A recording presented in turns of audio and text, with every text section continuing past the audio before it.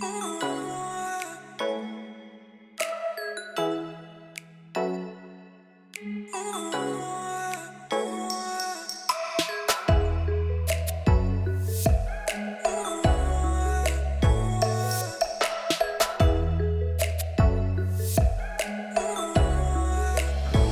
right, everybody, welcome back. And today we are talking about the dinner plate Aralia, also known as the Balfour Aralia. This is the variegated one. I will soon have a video coming up on the plain Balfour Aralia, but same concepts apply.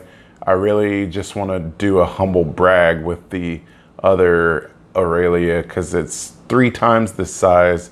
It's beautiful. It's all lush and green, and I just picked them up about a week and a half ago and could not wait to shoot this video on how beautiful these are. That's the biggest draw for me, was just the overall beauty and eye-catching nature of this plant. I did repot it few days ago, and I know it's a little against the grain, but I kind of felt like I had to. The nursery pot that I was in was drying out really fast, and what I did was I just only stepped up not even a full inch, like probably a half an inch from the nursery pot that it was in to this pot. And the reason is because these things really do not want to stay wet for long at all. They're super prone to root rot. I've lost so many Aralias that way. And so I was knowledgeable enough to know that every Aralia that I can think of loves to stay on the dry side. And this one is no exception.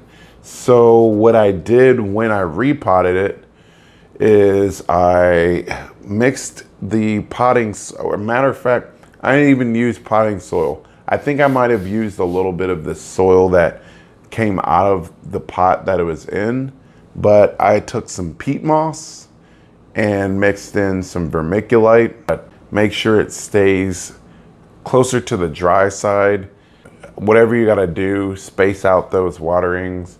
But be consistent with it. That's another thing I've noticed with a lot of other different Aralias, is just being consistent with the watering, whatever it is. I know that's kind of confusing. It's like, don't water, but be consistent. But what I mean by that is, you know, let it dry out almost completely before you water again, and then you'll kind of get into a rhythm and keep as close to that same interval between waterings, and you should be a-okay. Light for it, bright indirect light. That's really as simple as that. You know, mine is about 10 feet away from a south facing window, and I think that's perfectly adequate. It's sitting on a pebble tray. It's gonna need some humidity to keep these leaves from crinkling up. And other than that, you've got a pretty happy plant. I'm leery on fertilizing Aralias just because most of them are so slow growing. I feel like they just can't take a strong fertilizer. So maybe, you know, something with a low NPK would be sufficient.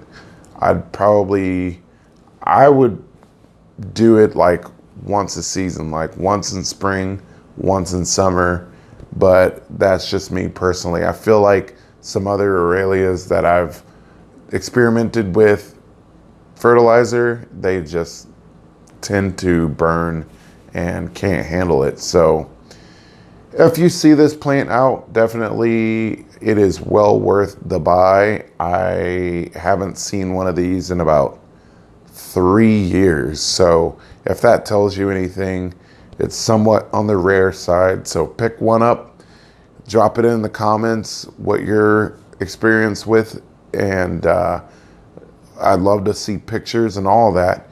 And thanks for tuning in to the channel. We'll see you on the next video.